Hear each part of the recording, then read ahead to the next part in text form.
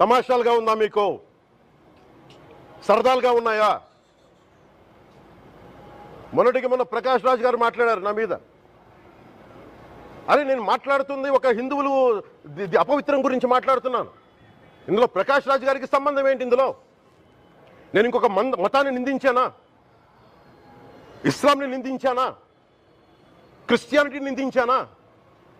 అపవిత్రం జరిగింది, ఇలా జరగకూడదు, ఫుడ్ అడల్టరేషన్ జరిగిందని మాట్లాడుతుంటే దీన్ని గోల చేయకూడదంటే తప్పు జరిగినప్పుడు మాట్లాడకూడదా? ఒక అపవిత్రం జరిగితే మాట్లాడకూడదా? దేవతా విగ్రహాలను శిరచ్ఛేదం చేస్తే మాట్లాడకూడదా? ఏం పిచ్చి పట్టింది ఒక్కొక్కళ్ళకి? ఎవరి కోసం మాట్లాడుతున్నారు మీరు? ప్రకాష్ రాజ్ కూడా చెప్తా ఉన్నాను, నాకు మీరంటే గౌరవం. I have extreme respect for you. కానీ when it comes to secularism, Prakash Raj garu, it's a two way, not one.